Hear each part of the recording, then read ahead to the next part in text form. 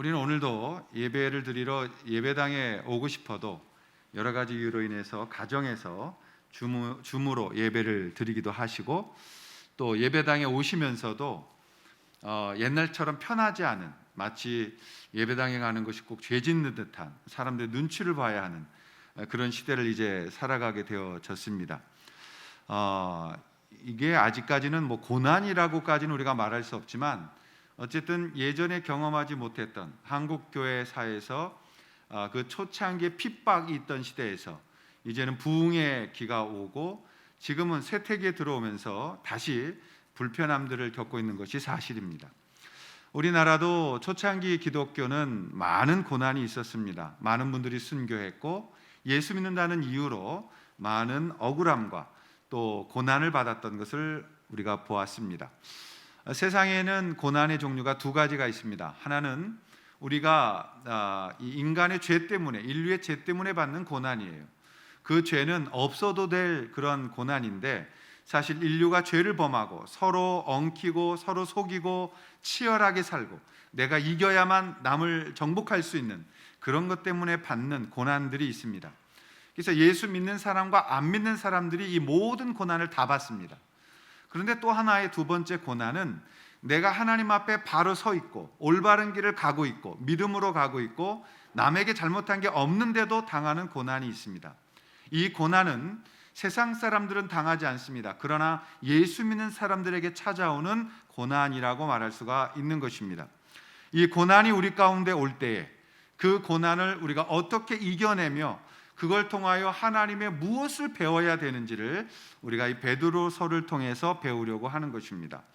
많은 사람들이 우리 가운데 신앙생활하다가 시험 드는 게, 나 예수님 잘 믿었고 교회 일도 열심히 했고 봉사도 했고 직분도 있고 그리고 하나님 앞에 헌금도 잘하고 이랬는데 왜 나에게 고난이 오느냐, 왜 내가 예수 잘 믿는데 고난이 오느냐. 그러니까 이것을 풀기 위해서 그것을 하나님 앞에 잘못했기 때문이다, 회개해야 될 게 있기 때문이다 라는 식으로 정죄하는 경향이 있었습니다.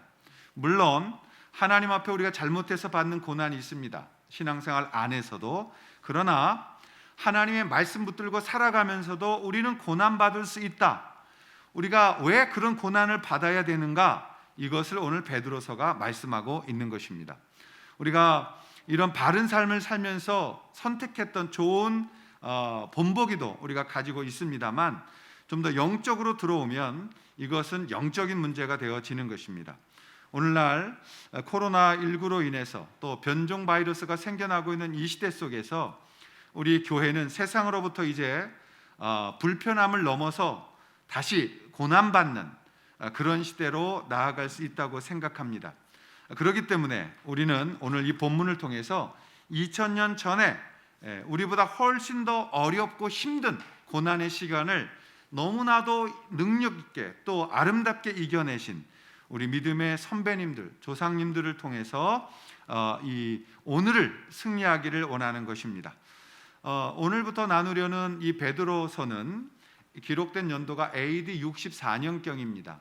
그러니까 예수님 오신 이후에 64년 정도 지났던 시대에 쓰여진 서신서다라고 말하면 됩니다. 베드로는 이 서신을 누구에게 대필하게 했냐면 실로아노라는 분이었어요. 그래서 베드로전서 5장 12절에 보면 실로아노를 통해서 이 서신서를 대필하고 있다, 이렇게 말하고 있습니다. 왜냐하면 여러분도 기억하시지만 그 당시에는 이렇게 편지 쓰는 게 또는 글을 써서 어디다 남기는 게 편하지 않았던 거예요. 그래서 가능하면 글을 줄여 써야 됐고, 그렇게 글을 잘 줄여 쓰는 사람들이 받아 쓰는 그런 대피라는 것들이 있었죠. 바울도 그랬고 베드로도 실로아노에게 일을 맡겼다라는 것입니다. 그래서 그 베드로 전서를 기록했는데, 베드로 전서를 쓰는 목적을 분명히 하고 있어요. 다른 서신서도 그렇지만 이렇게 정확하게 목적을 분명히 하고 있는 이유가 있는 것이죠. 그래서 이 베드로 전서의 목적은 하나님의 택함 받은 자녀들이 이 땅에서 나그네의 삶을 살아가게 되어지는데, 그 나그네의 삶의 고난을 이겨내고 어떻게 성도답게 영광의 길을 갈 수 있는가를 보여주는 겁니다.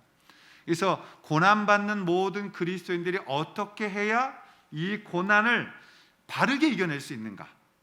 우리는 고난이 오면 고난만 사라지기를 기도하지만 그 고난만 사라지는 것이 고난의 목적이 아닙니다.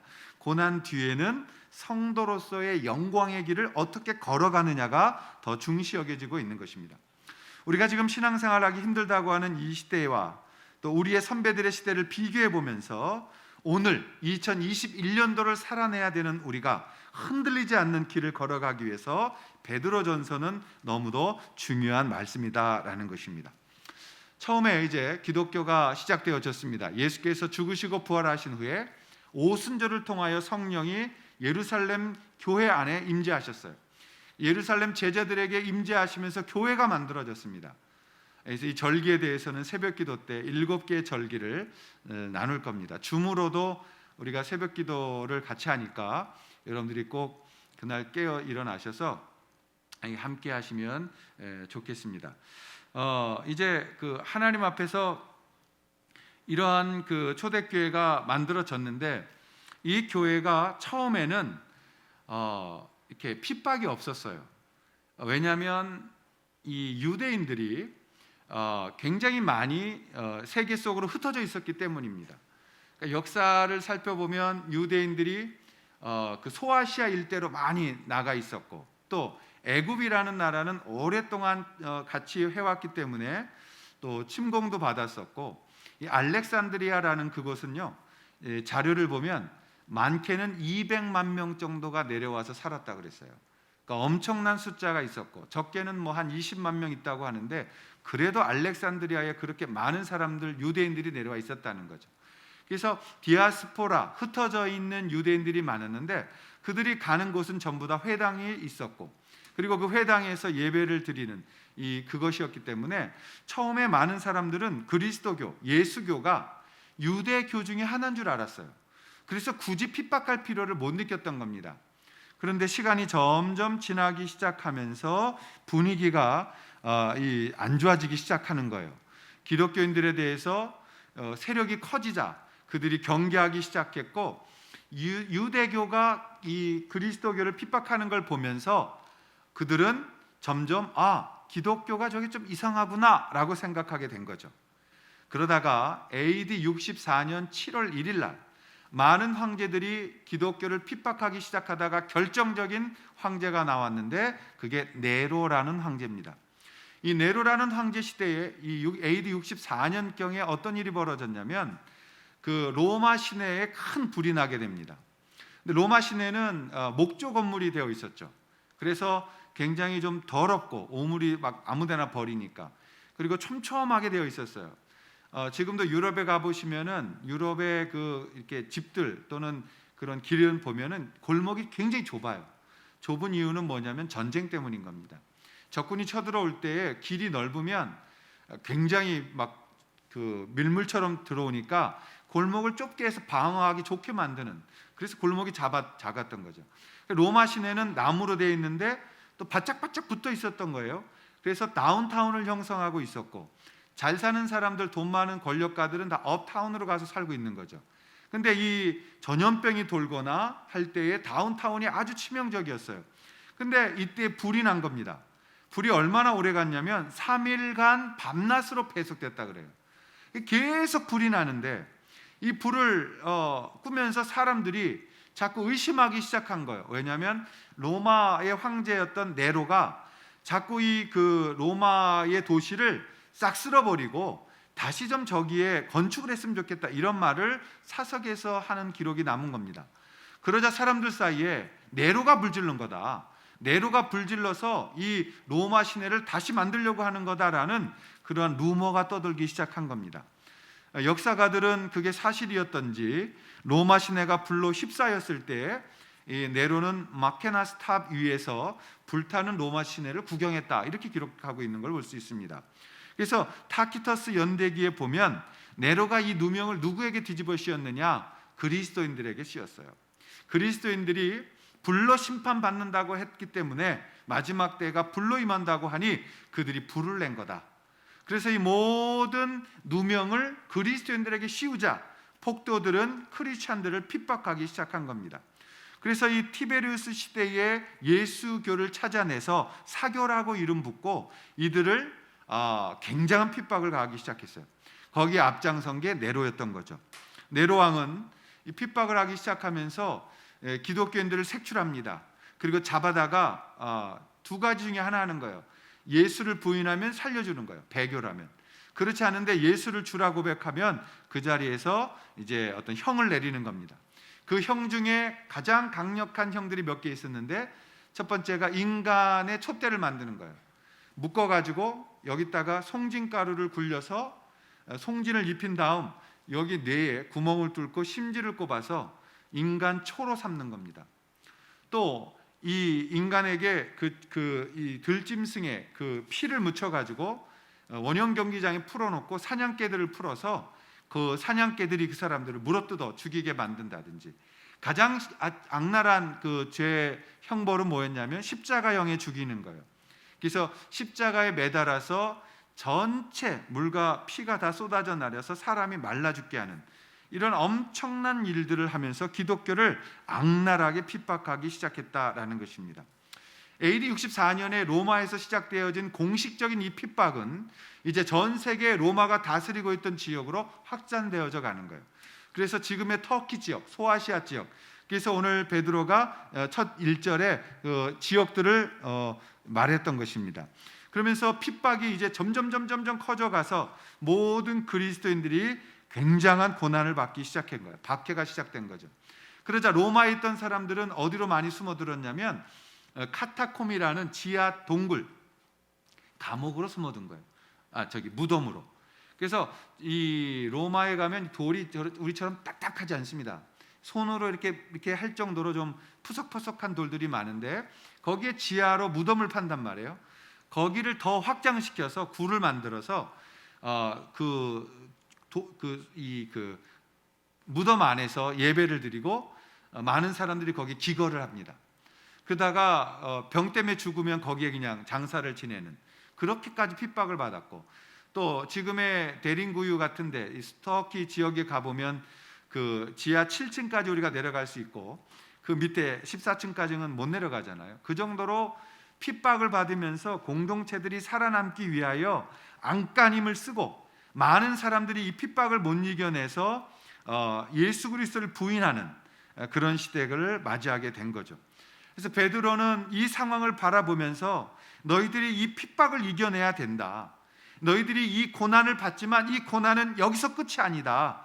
그렇게 위로하고 그들의 신앙을 바로 세우기 위하여 이 베드로전서를 쓰고 있는 겁니다. 오늘의 이 베드로 서신은 그런 배경 속에서 쓰여졌고, 이 서신은 각 지역 교회로 돌려져서 읽힌 회람용 서신이 되었던 것입니다. 오늘 우리도 고향을 떠나면 얼마나 힘듭니까? 그 고향을 떠나서 참 살다 보면 서름도 있고 또 고향으로 가고 싶은 그런 마음들이 있지 않겠습니까? 그런 상황에서 교회 공동체들이 고통당하고 있을 때, 또 어려움 당하고 있을 때 베드로는 이 서신서를 쓴 것이죠.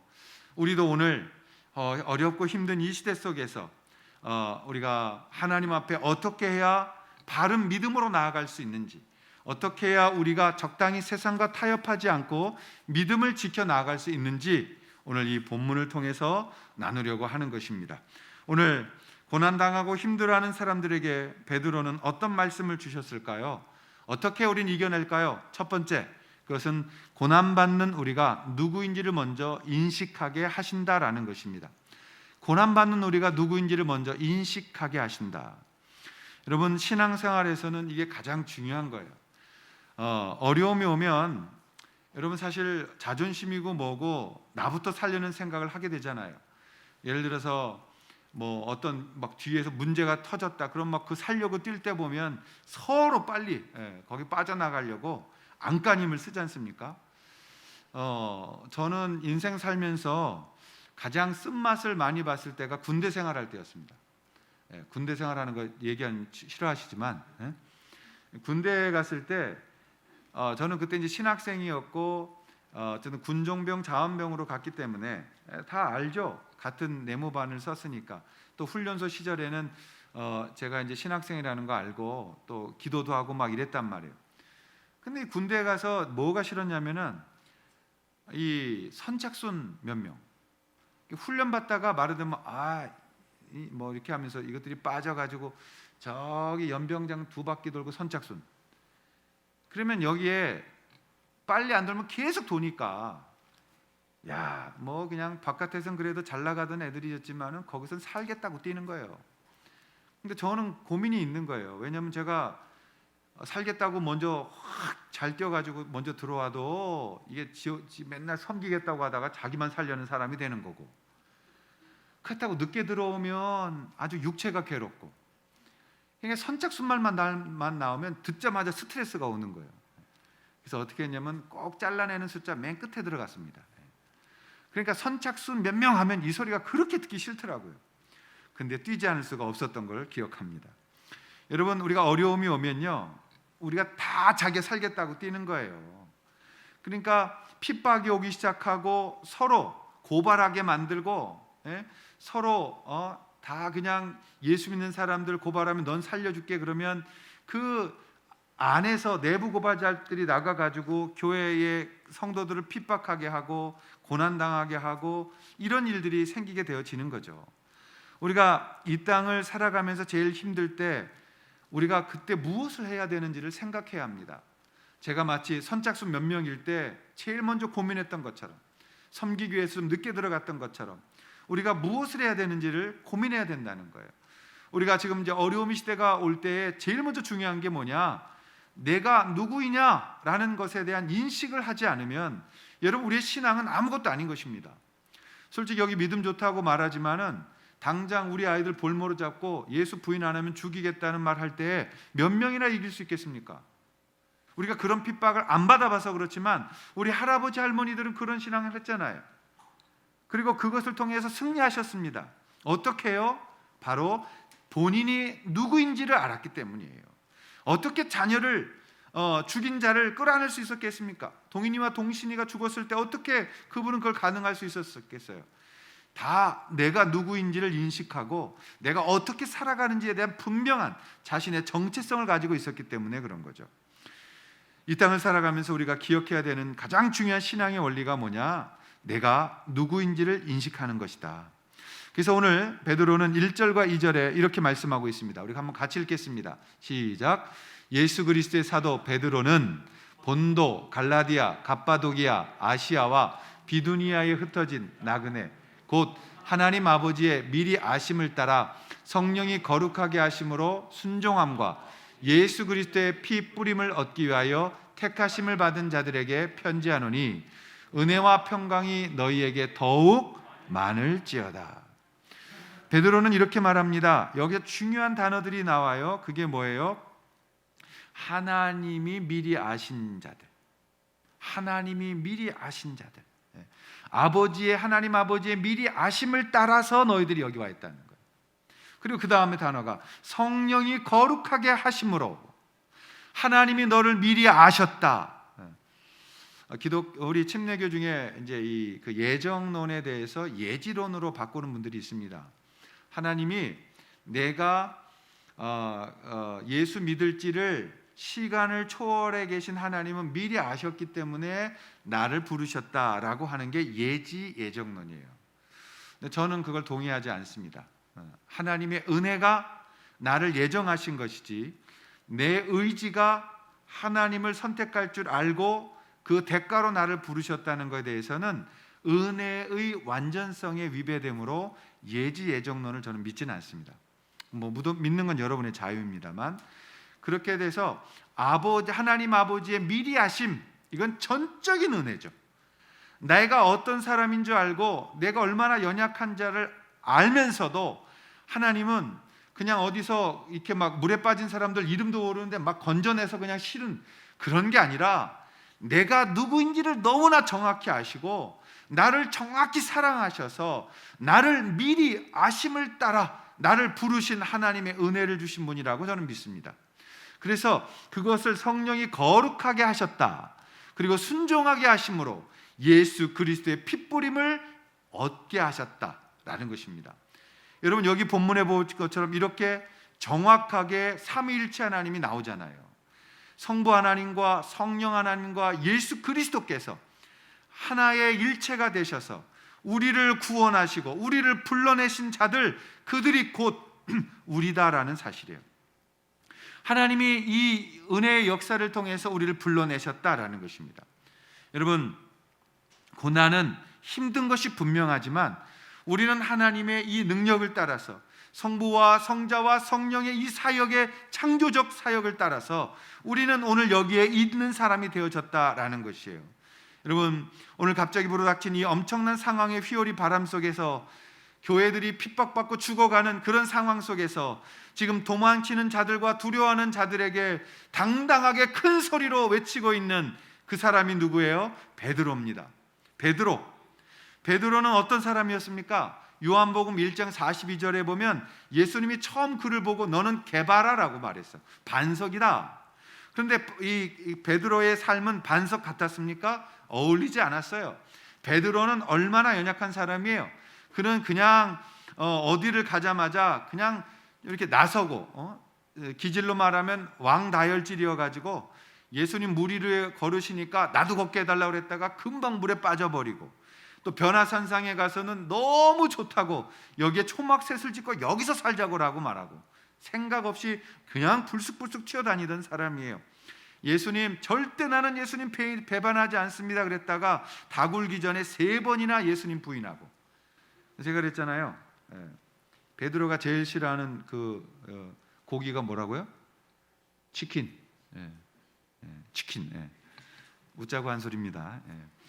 그러니까 그렇게 베드로가 실수 많이 하고 연약한 사람이었잖아요. 예수님 부활하신 보고도 에이구, 나는 고기 잡으러 다시 내 옛 생활로 돌아가련다. 디베라 바닷가에 가서 고기 잡던 사람이 베드로예요. 그 베드로를 찾아오신 주님, 부활하시고 제일 먼저 그 베드로에게 오셔서 마지막 말씀하시는 주님, 그게 요한복음 21장 아닙니까? 3번씩이나 너는 나를 사랑하느냐, 너는 나를 사랑하느냐 질문하시고 그에게 사랑을 고백받으시며 하나님의 사명을 주시게 되는 거죠. 베드로가 그 사명을 받고 하나님 앞에서 변하기 시작했다라는 것입니다. 하나님이 기대하셨던 그 사명을 받고 그는 진정한 반석이 되어져 가기 시작했다라는 것입니다.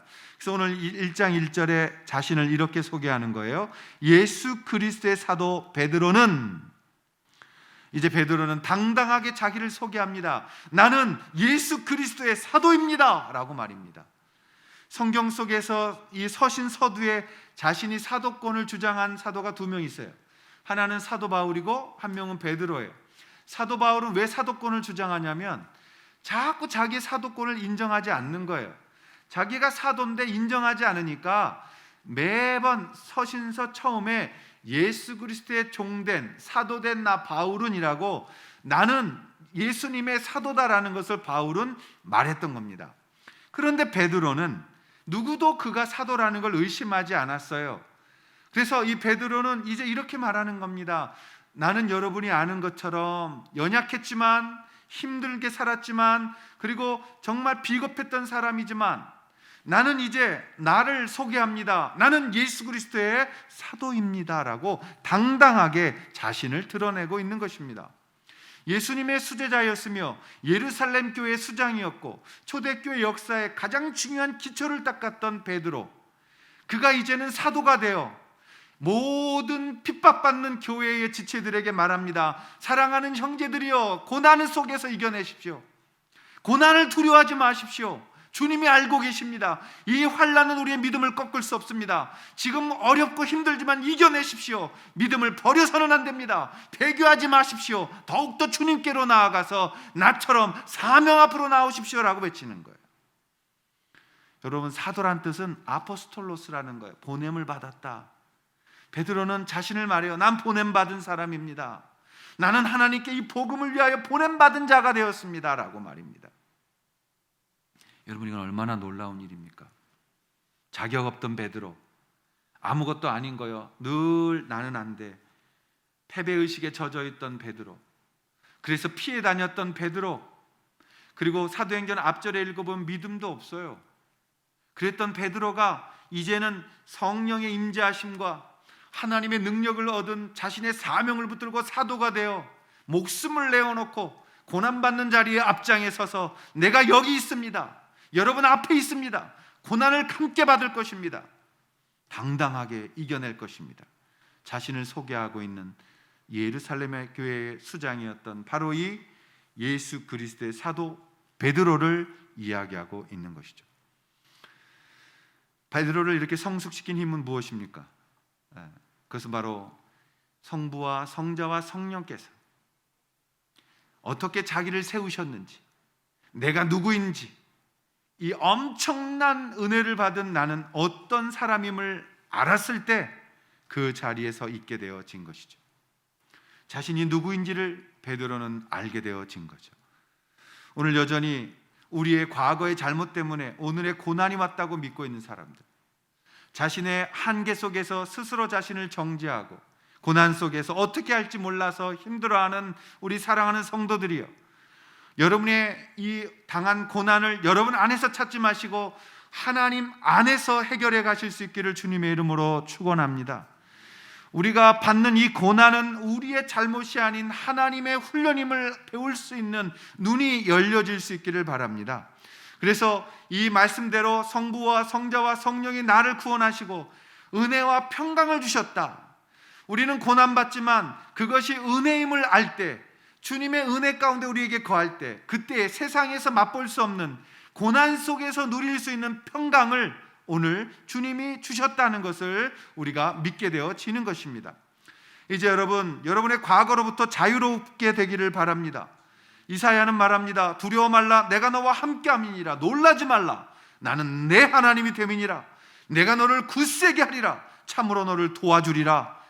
우리 하나님은 우리 가운데 함께 하셔서 적당히 구원해놓고 마음대로 하라고 버려두시는 하나님이 아니라 나의 마지막 이 땅에서의 끝나는 그날까지 동행하시고, 그리고 나를 천국에 앉히셔서 당신의 뜻, 당신의 계획을 이루시는 하나님이심을 우리가 믿을 수 있어야 되는 것입니다. 이 성숙의 목적, 그래서 오늘날 우리가 이제 이 과거로부터 아파할 때 우리를 건지신 하나님, 그리고 그것을 뛰어넘게 하시는 하나님을 우리가 만나게 되어지는 것입니다. 사랑하시는 여러분, 여러분의 상처를 뛰어넘어서 주께로 나아가 주님이 바라보시는 그 눈으로 여러분을 바라보시길 바랍니다. 자신의 실패를 뛰어넘어서, 자신의 과거를 뛰어넘어서 우리를 성숙시키고자 우리를 불러내시고 우리에게 이 은혜의 복을 주시고 순종하게 하시고 핏부림을 얻게 하시고, 그리고 은혜와 평강으로 오늘 우리를 하나님의 은혜 가운데 거하게 하시는 그 주님의 계획하심을 우리가 바로 인식하고 그 자리에서부터 시작하는 것이 신앙생활인 거예요. 우리 날마다 회개하려면 뭐 잘못한 거, 뭐 좀 늦은 거, 봉사하다 안 한 거, 주님 앞에 헌금하다가 좀 떼먹은 거, 이런 것들만 늘 가지고 회개를 해요. 그런 낮은 회개가 아니라 깊이 주님 안에서, 내가 주님 안에서 내가 누구인지를 찾아내지 못하고 있는, 그것이 우리가 회개가 되어져야 되는 거죠. 그래서 바울은 말합니다. 내가 이제 소명을 받은, 사명받은 사도가 되어졌다. 그래서 그 사명을 가지고 이 땅에 고난도 받고 있고 이 땅에서 어려움 당하고 있지만 두 가지가 그에게 임하고 있는 거예요. 첫째, 은혜와 은혜. 하나님의 이 은혜가 임하는 것을 베드로는 보니까, 그 은혜 속에 살아가니까 늘 그 속에는 평강이 임재하고 있는 그런 누릴 자격이 있는 사람이 되어졌던 것입니다. 우리가 신앙생활하는 이런 기회는 많습니다만, 저는 고등학교 1학년 때 제가 목사를 되겠다고 서원을 했습니다. 그리고 집에 가서 이 얘기를 하는데 한 6개월 걸렸어요. 고등학교 2학년 때 이 소식을 들은 아버님은 인생의 의미가 사라졌다라고 말씀하시더라고요. 그래서 제가 간증한 적이 있습니다만, 그냥 안 하고 목회를 안 할 생각도 해봤지만 이게 없으면 인생의 의미가 없는 거예요. 그래서 저는 마음을 굳히고 고등학교 2학년 때부터는 어떤 일이 있어도 하나님 앞에서 내가 할 일이 있고 그 사명을 완수해야 되겠다고 했는데, 그때 주신 게 뭐냐면, 제가 구원받고 나니까 제일 먼저 할 일이 가족 구원이더라고요. 그 당시 우리 가족들이 예수 안 믿었어요. 외할머니만 예수 믿고 돌아가셨고 예수님을 안 믿고 계셨어요. 그래서 이제 제가 예수 믿고 가족 구원을 위해서 하는데, 늘 저희 아버지가 그렇게 신앙생활하는 게 싫으시니까 아주 그냥 그렇게 반대를 하시더라고요. 그래서 많이 다투었습니다. 아버님하고. 아버님하고 굉장히 많이 다투고 뭐 그냥 족보를 빼서 몇 번씩 집어 던지고, 예? 너는 다 여기서 빼겠다. 그리고 너는 10원 하나 없다. 뭐 하여튼 아버지가 할 수 있는 최대한의 공격을 하셨죠. 예. 그럼 자식이 갖고 있는 최고의 무기는 뭐예요? 말 안 듣고 밥 안 먹는 거예요. 예. 그러니까 그냥 화를 내도 아들이 말을 안 듣니까, 그 사랑하는 장남이 이렇게 말을 안 듣니까 너무너무 힘들어하셨어요. 근데 전 또 아버지가 그게 너무 싫었죠. 아니 내가 뭐 다른 나쁜 일 하겠다는 것도 아니고 참 좋은 일 하려고 하는데 왜 이렇게 반대하시는가. 그래서 늘 싸웠습니다. 아버지를 제가 싫어했어요. 그때 다른 애들 보면 아버지가 목사여가지고 그냥 교회 가도 대접받는 것 같고, 뭐를 해도 아버지가 다 앞길을 열어주고. 근데 저희 아버지는 목사가 아니라 목수셨거든요. 왜 글자 옆으로 하나만 돌리면 되는데 이렇게 다를까, 이런 원망도 해보고, 아유 나는 정말 안 믿는 가정에 태어나서 왜 이렇게 힘든가, 이런 불평도 해보고 그랬었습니다. 그런데 어느 날 이제 신학교를 갔는데, 제가 목사의 아들이 아니니까 열심히 했어요. 더 책도 열심히 읽고 성경도 정말 너무 은혜를 받은 은혜가 많아서 매일 그냥 그 도서관에 가서 프리셉트 해가면서 성경 연구하고 더 기도하고 이랬단 말이에요. 근데 그 구약학을 가르치셨던 이 모 교수님께서 수업 시간 때 갑자기 수업하다 말고 구약학을 가르치다가, 여기 자기가 일대인데 신학교 와서 목사 되려고 하는 사람 손들어, 이렇게 질문하셨어요. 그게 저는 자랑스러웠죠. 남들은 목사 아들인데 나는 목사 아들도 아닌데 이렇게 목회를 하려고 하니 얼마나 칭찬해 주시려고 하나 해서 번쩍 들었습니다. 맨 앞에서. 그랬더니 손든 사람들 전부 다 저 복도로 나가 이러더라고요. 강의실에서 나가라는 거예요. 그러면서 뭐라고 말씀하셨냐면, 어떻게 일대가 목사를 해? 그래도 신앙의 연수가 이렇게 좀 많은 집안에서 목사가 나와야지, 이렇게 했어요. 그 뜻은 뭐 집사도 있고 장로도 있고 이러다가 목사가 나와야 되지 않느냐 이랬는데, 저한테는 그게 불만이었죠. 그래서 바깥에 나가서 엄청 투덜거리고 있었어요. 그냥 이 그 강의실 벽을 발로 퉁퉁 치면서, 1대 목사가 있어야 2대 목사가 있는 거지, 1대 없이 어떻게 2대가 나와, 그리고 혼자 쫑얼거리고, 예? 불만 많아서 괜히 차고, 교수님 어디 보자 내가 문교부에 찔른다 막 그냥 화가 나가지고 씩씩거리고. 예. 근데 왜 그렇겠냐면 그게 저한테 어떤 아킬레스건 같은 약점이었거든요. 우리 아버지가 목사가 아니라는 게 전 굉장히 싫었어요. 내가 목사였다면, 목사 아들이었다면 얼마나 좋았을까, 굉장히 부러웠어요. 그래서 목사 아들한테 지지 않으려고 더 책 읽고 더 열심히 전도하고 정말 열심히 살았습니다. 근데 그게 확 찔려버린 거예요. 아버지가 원망스러웠어요. 집에 왔습니다. 그때 아버지는 이 상현리에서 온실을 하고 계셨어요. 꽃농장 이름은 안양농장이라고. 그래서 꽃농장을 하고 계시는데, 아버지가 너무 싫어서 그날도 그냥 인사도 안 하고 들어가서 이제 하고서 잤어요. 자는데 꿈에 엄청난 무서운 꿈을 꿨어요.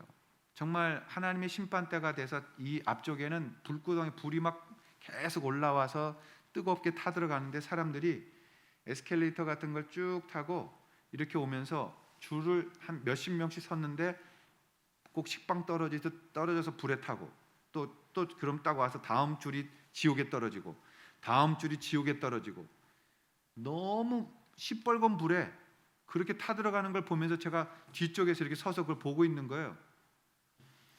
근데 한쪽 열에서 한 서너 줄 열이 남았는데, 갑자기 그 쭉 서 있던 사람 중에 한 사람이 나를 뒤돌아본 거죠. 나하고 눈이 마주쳤어요. 그게 누구였겠어요? 저희 아버지셨어요. 너무 사스러치게 놀랐어요. 그리고 잠이 깼죠. 식은땀이 날 정도로 무서운 꿈이었어요. 그리고 그 자리에서 하나님 앞에 엎드려 회개했습니다. 하나님, 내가 지금 신학교 가서 영혼 살리겠다고 하는 사람이 내 아버지 영혼 하나 붙들고 기도하지 못하고 사랑하지 못하면서 무슨 소리를 하고 있었던 걸까요? 그날 하나님 앞에 엎드려서 참 많이 울었습니다. 울고 또 울고 회개하고 또 회개하고, 그래도 신학한다는 아들 뒷바라지 하려고 큰 노력하시는 그 부모님에게 목사 아니라고 불평하고, 함부로 대했던 그런 저의 태도들을 다 고백했어요. 한두 시간이 지나고 나서 아버지 주무시는 방으로 갔습니다. 주무시고 계시더라고요. 보니까 너무 말라 계신 거예요.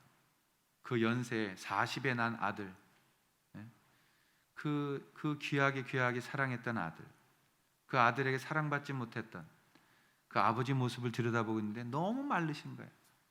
손을 이렇게 보니까 흙으로 하시는 일이니까 지문이 사라졌고 그냥 이 손이 이렇게 갈라져 계시고, 발목이 이렇게 보니까 뼈만 앙상하게 계시는 거예요. 더운 데서 일하시니까 너무 늙으셨더라고요. 그래서 깨실까 봐 아버지의 옷자락 장 이렇게 조금 만지고 붙들고 그날 얼마나 그 머리맡에서 기도했는지 모릅니다. 하나님, 내가 넓은 큰 목회가 중요한 게 아니라 내 아버지 영혼 하나 건질 수 있다면 그게 저의 소명이 될 것 같습니다. 하나님, 제 가족들이 예수 믿을 수만 있다면 그것이 저의 목사된 이유일 것 같습니다. 그리고 다음 날 아침부터 제가 변했죠. 아버지가 어리둥절해 하시더라고요.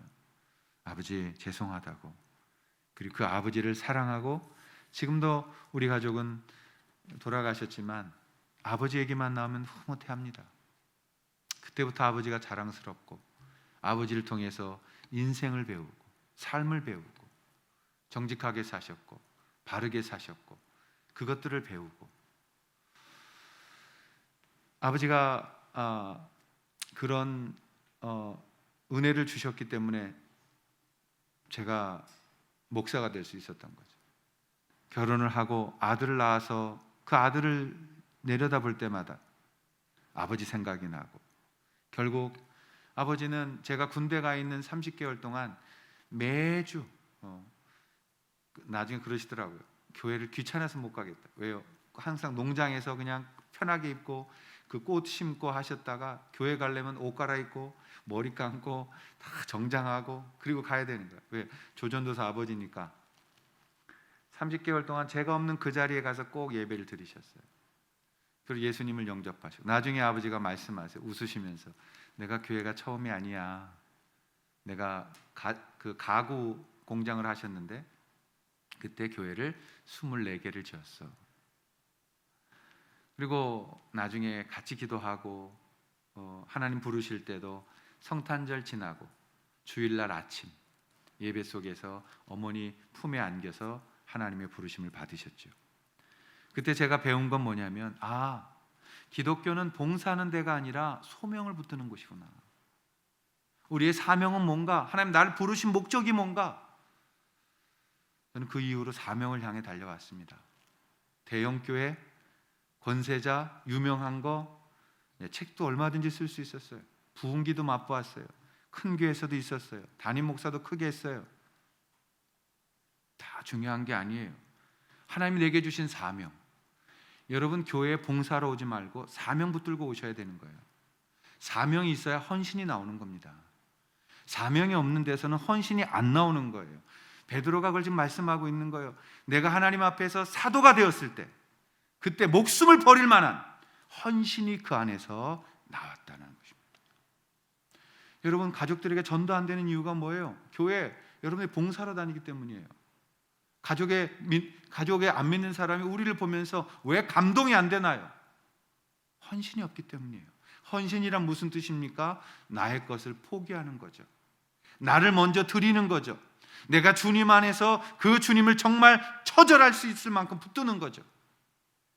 우리 교회가 헌신이 없으니까 핍박이 오는 거죠. 그래서 핍박은 또 하나의 하나님의 은혜가 될 수 있는 거죠. 이제 여러분들이 사명을 붙들고 이제 하나님 앞에 헌신자가 되어 정말 우리에게 맡겨진 소망의 길을 달려갈 수 있는 그런 은혜의 승리자들이 되시기를 주님의 이름으로 축원합니다. 어려운 때입니다. 가정들이 힘을 잃어가고 있어요. 중소상인들이 정말 대책 없이 무너져가고 있습니다. 교회도 그래요. 교회는 이렇게 힘든데 10원 하나 도와주지도 않아요. 우리도 중소상인 쪽에 들어가면 좋은데 그것도 안 해줘. 제일 문제가 우리는 명분이라도 있는데 태권도 관장님들, 우리 앞집에 있는 그 태권도 관장님이 그래요. 지금 다 죽게 생겼다고. 속히 문제가 해결이 되어져야 되죠. 여러분, 다 죽게 되어졌을 때 세상 사람들은 울지만 우리는 다 죽게 되었을 때 주님의 은혜와 소망을 바라볼 수 있기를 바랍니다. 그때에 하나님께서 우리에게 살 길을 열어주시는 거죠. 우리의 정체성, 우린 누구인가를 바로 알게 될 때, 그때 우리는 이 땅에서의 고난이 의미를 갖게 되어지는 것입니다. 고난이 고난으로 끝나는 것이 아니라 그 고난을 통해 우리는 성숙해지며, 그 고난을 통해 우리는 주님의 뜻을 알게 되며, 그 뜻을 아는 자들이 헌신자가 되고, 그 헌신자가 다시 고난을 이기는 자가 되어지는 것이죠. 저는 여러분들이 이 고난을 이길 수 있는 하나님의 사람들 되기를 바라고, 여러분을 뛰어넘는 사람들이 되기를 바랍니다. 2021년도 절대 만만치 않을 겁니다. 그러나 먼저 우리가 하나님께 어떤 존재임을 바로 알고 바른 관계를 만들고, 삼위일체 하나님께서 만들어주신 위대한 작품이 나라는 걸 알고, 지금도 그분들은 나에게 집중하시고 나를 바라보고 계시고 나를 이기게 하시고 승리하게 하시는 은혜와 평강을 주시는 주님이란 사실을 붙들고, 오늘도 이제 헌신자가 되어 믿음으로 승리해 나아가신다면 우리는 이길 것입니다. 그리고 우리는 이 어렵다는 상황 속에서도 어떤 하나님의 계획하심을 만들어 낼 것입니다. 이 고난, 오늘도 이 은혜와 평강을 맛보는 믿음의 결론을 사랑하는 모든 우리 만방의 식구들과 또 제가 함께 누려가고 맛볼 수 있는 그런 복된 믿음의 삶이 되기를 주님의 이름으로 축원합니다. 기도하겠습니다. 우리를 사용하소서. 이 찬양으로 결단하며 나가겠습니다.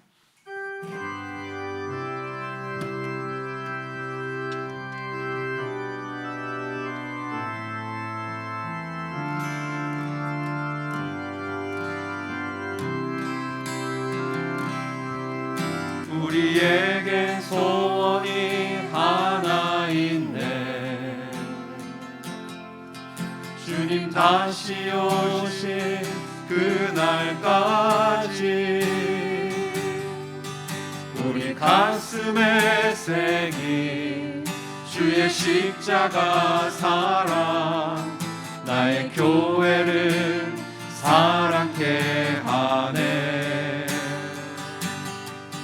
주의 교회를 향한 우리 마음, 희생과 포기와 가난과 고난, 하물며 죽음조차 우릴 막을 수 없네. 우리 교회는 이 땅에 임하, 교회를 교회되게, 예배되게 우리 사용하소서. 진정한 부흥의 날 오늘 임하도록 우리 사용하소서.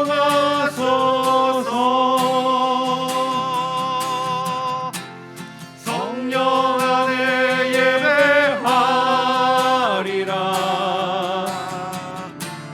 자유의 마음으로 사랑으로 사역하리라. 교회는 생명이니 교회를 교회되게, 예배되게 우리 사용하소서.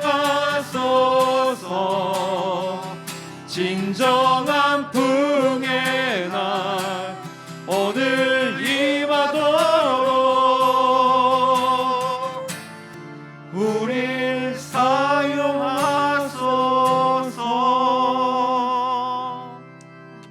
성부와 성자와 성령의 이름으로 간절히 축원하며 기도하옵나이다. 아멘.